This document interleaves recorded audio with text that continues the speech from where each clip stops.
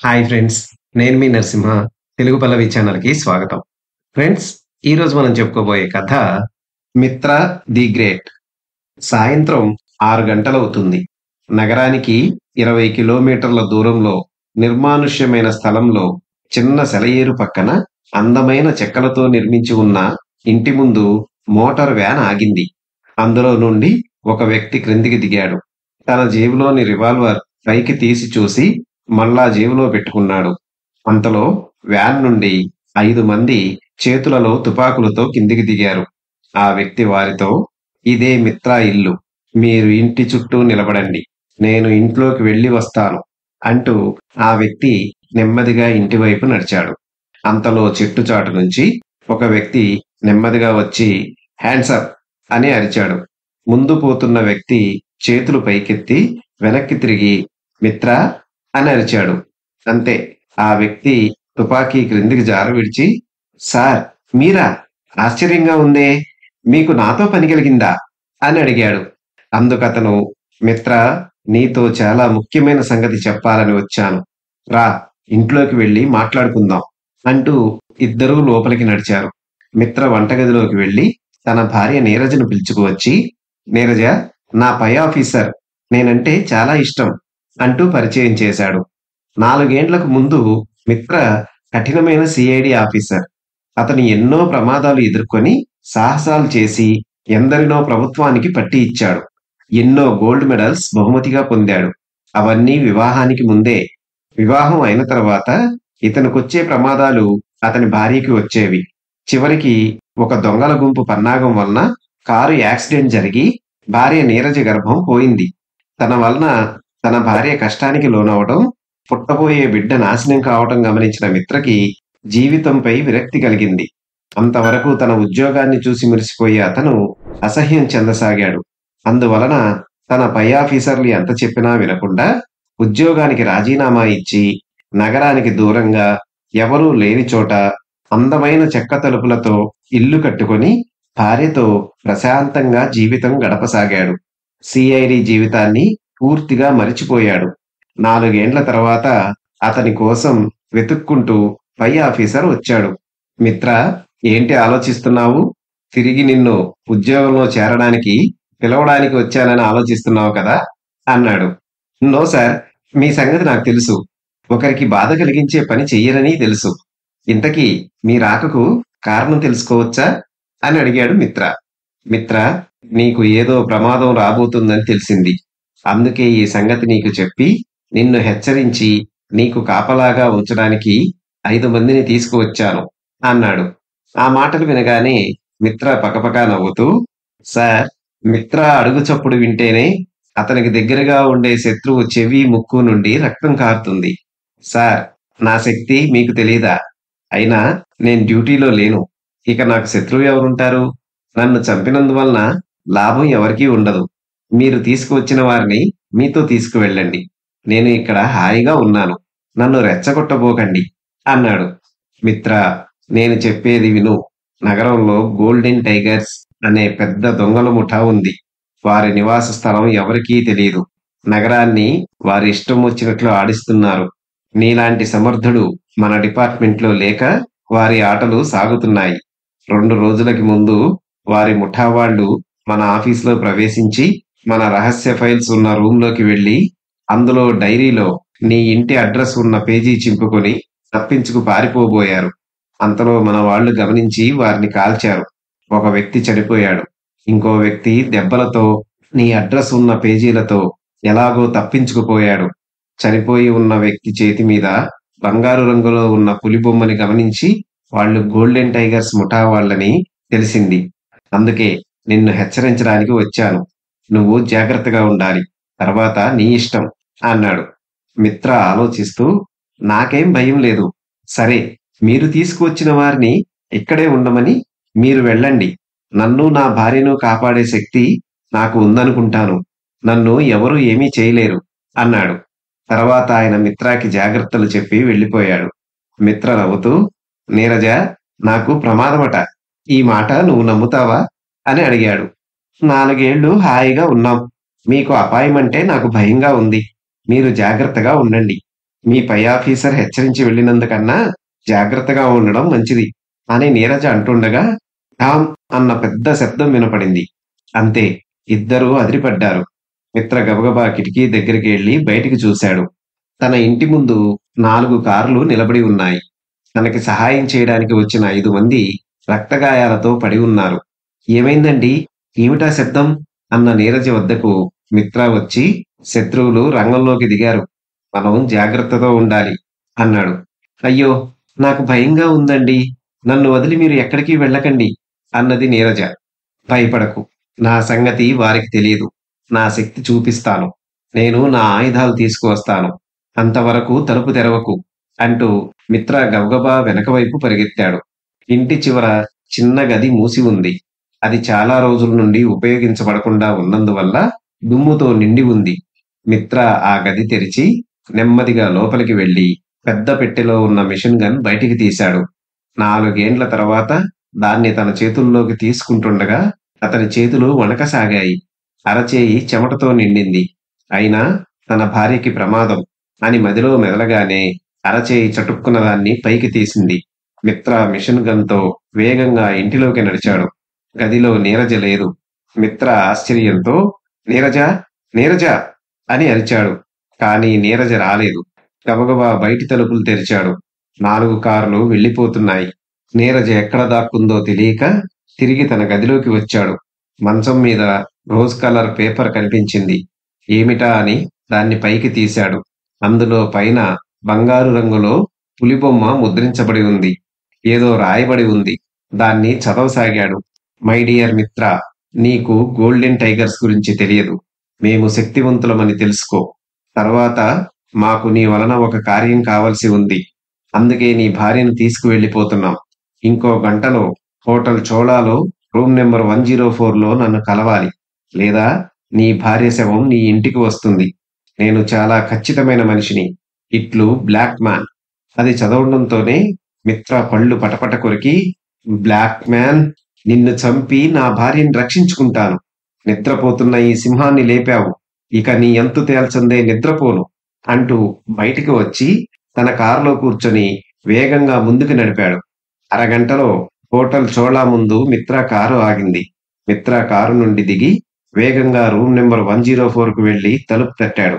Come in అనడంతో లోపలికి నడిచాడు మిత్ర.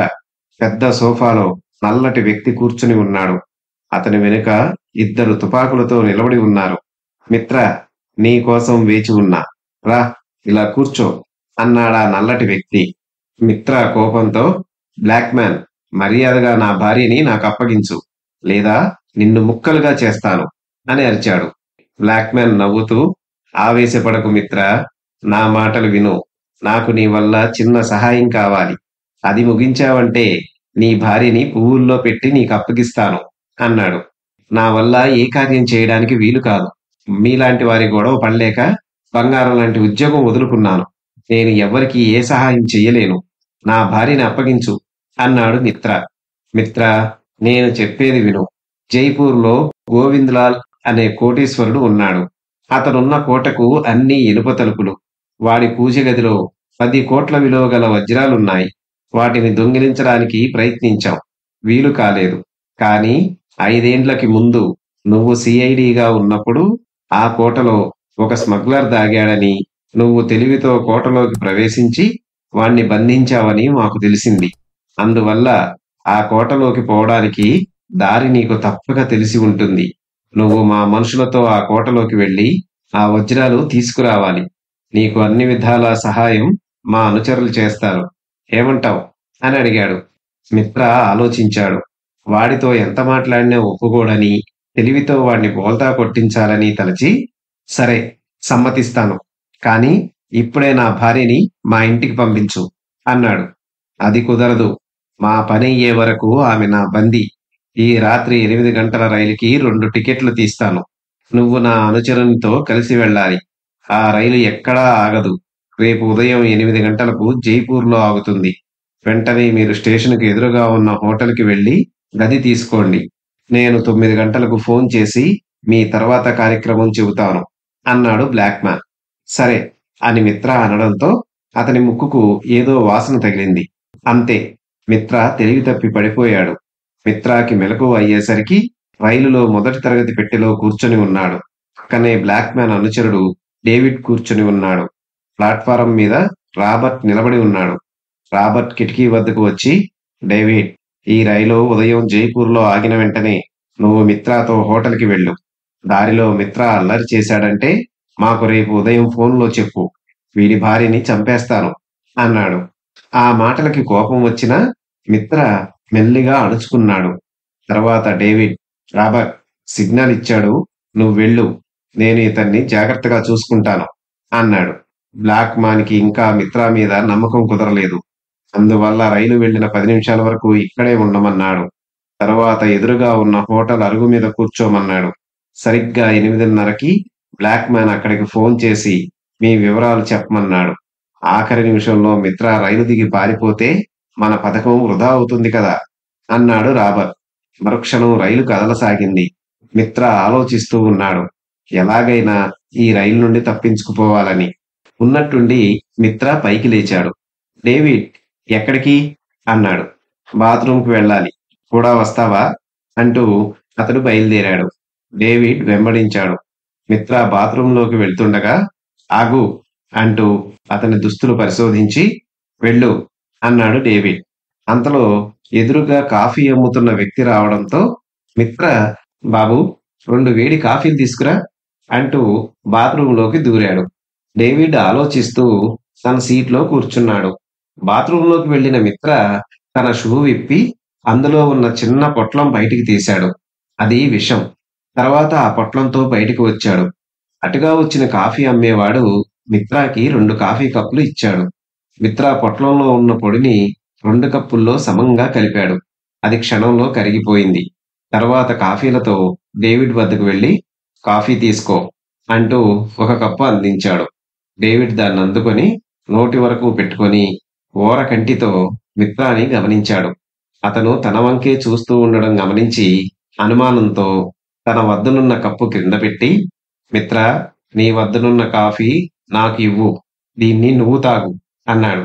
ఏ, నా మీద నీకు అనుమానమా? సరే, నీ ఇష్టం అంటూ తన కప్పు అతనికి అందించి అతని కాఫీ తీసుకున్నాడు. డేవిడ్ మెల్లగా చప్పరించి కాఫీ తాగేశాడు.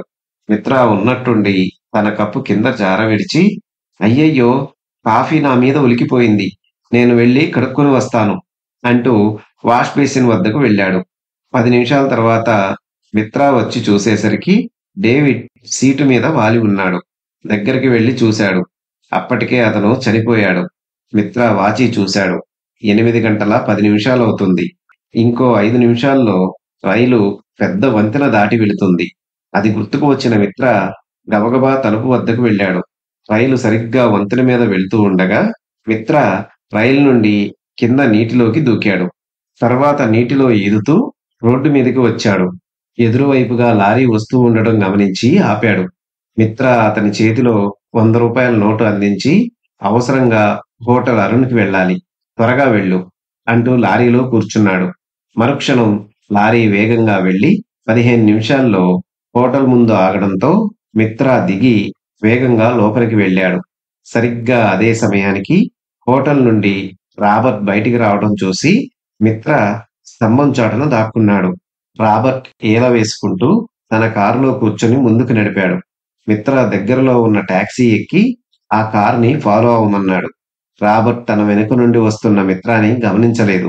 పెద్ద హోటల్ ముందు రాబర్ట్ కారు ఆగడంతో దానికి కొంత దూరంలో మిత్ర టాక్సీ ఆపి బయటికి వచ్చి రాబర్ట్ వెనుక నడవసాగాడు.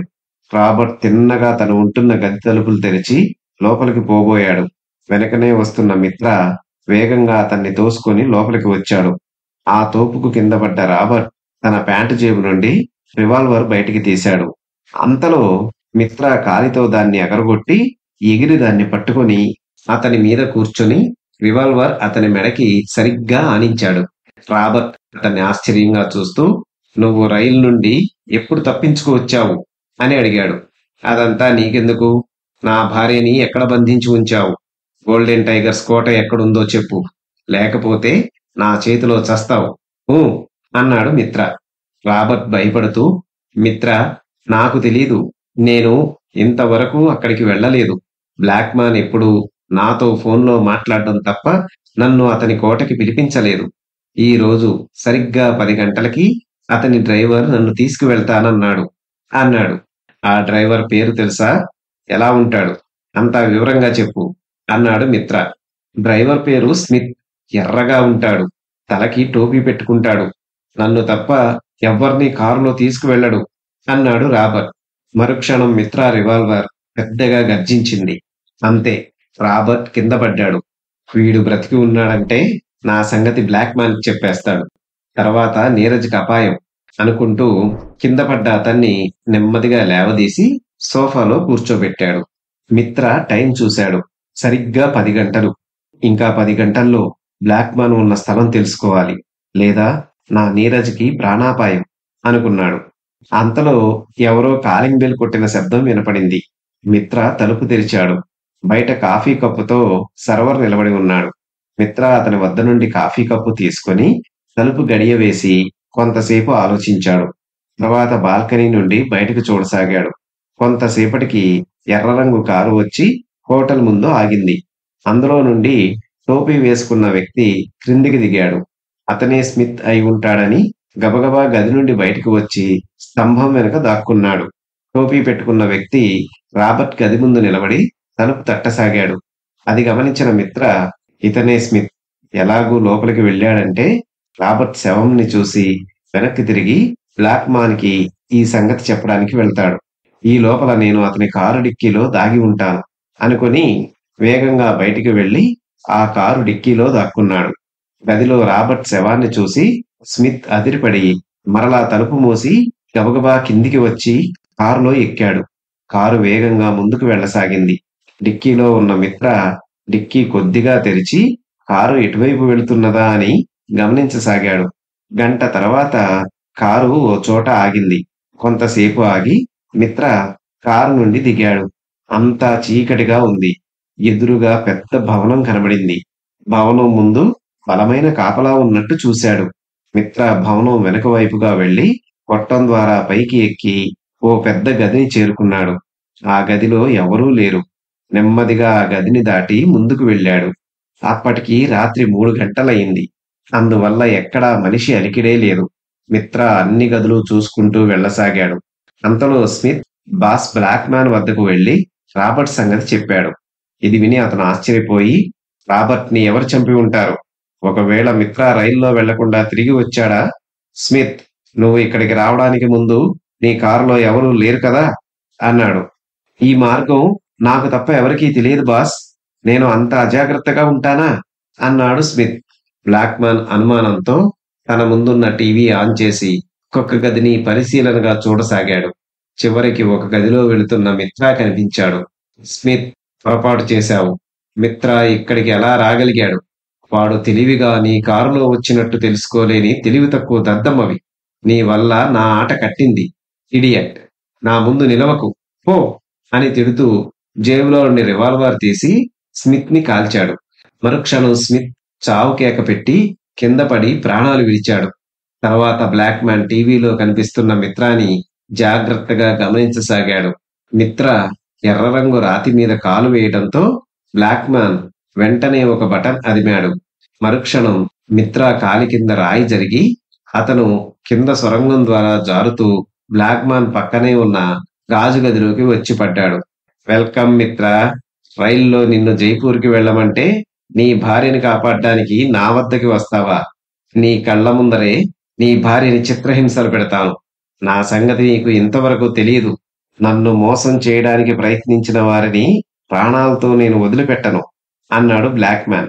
మిత్ర నవ్వుతూ, ఇంత దూరం వచ్చిన వాణ్ణి నా భార్యని కాపాడుకోలేకపోతానా అన్నాడు. బ్లాక్ మ్యాన్ కోపంతో టెలిఫోన్ చేసి, హలో, వెంటనే మిత్ర భార్యని నా గదిలోకి పంపించు అన్నాడు. మరుక్షణం ఇద్దరు నీరజని బ్లాక్ మ్యాన్ ముందు వదిలి వెళ్లిపోయారు. నీరజ ఎదురుగా ఉన్న గాజు గదిలో మిత్రాన్ని చూడటంతో ఏవండి అని దగ్గరికి వెళ్లబోయింది. అంతలో బ్లాక్ మ్యాన్ తన బెల్ట్ తీసి నీరజని బలంగా కొట్టాడు. ఆ బాధ భరించలేక ఆమె అరవసాగింది. గాజు గదిలో ఉన్న మిత్ర కోపంతో పిడికిలి బిగించి గాజుగోడని కొట్టసాగాడు. అది చూసి బ్లాక్ మ్యాన్ నవ్వసాగాడు. మిత్ర, ఇప్పటికీ మించిపోయింది లేదు. నువ్వు వెంటనే జైపూర్ వెళ్ళి నేను చెప్పిన కార్యం ముగించాలి, లేదా నీ భార్యని సింహం ఉన్న గదిలో తోస్తాను చూడు అంటూ ఇంకో గాజు గదిలో లైట్ వేశాడు. ఆ గదిలో పెద్ద సింహం తిరుగుతోంది. అది చిన్న గది. గదిలోకి వెళ్లిన వాళ్ళు తప్పించుకుపోవడానికి వీల్లేదు. తప్పకుండా సింహం చేతిలో చావవలసిందే. బ్లాక్ మ్యాన్ బలవంతంగా నీరజని ఆ సింహం ఉన్న గది వద్దకు లాక్కుని వెళ్లి తలుపు తెరవబోతూ వెనక్కి తిరిగి చూశాడు. మిత్ర ఆగమని సైగ చేయటంతో బ్లాక్ మ్యాన్ దగ్గరికి వెళ్ళాడు. బ్లాక్ మ్యాన్, నా భార్యని వదిలేయి. నువ్వు చెప్పినట్టు చేస్తాను. అన్యాయంగా తనని బాధించవద్దు అన్నాడు మిత్ర. ఆ మాటలు విని బ్లాక్ మ్యాన్ నవ్వుతూ, గుడ్, నీలాంటి వాళ్ళు సెంటిమెంట్లకు లొంగుతారని నాకు తెలుసు అంటూ గాజు తలుపు తెరిచాడు. కొదమసింహంలా మిత్ర ఒక్క ఎగురుతో బ్లాక్ మ్యాన్ ను బలంగా కొట్టాడు. ఆ దెబ్బకి అతను ఎగిరి దూరంగా పడ్డాడు.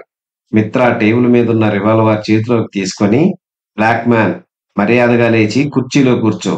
నువ్వే తెలివిగలవాడివనుకోవద్దు. నీకు మించిన తెలివిగలవాళ్లుంటారని తెలుసుకో అన్నాడు.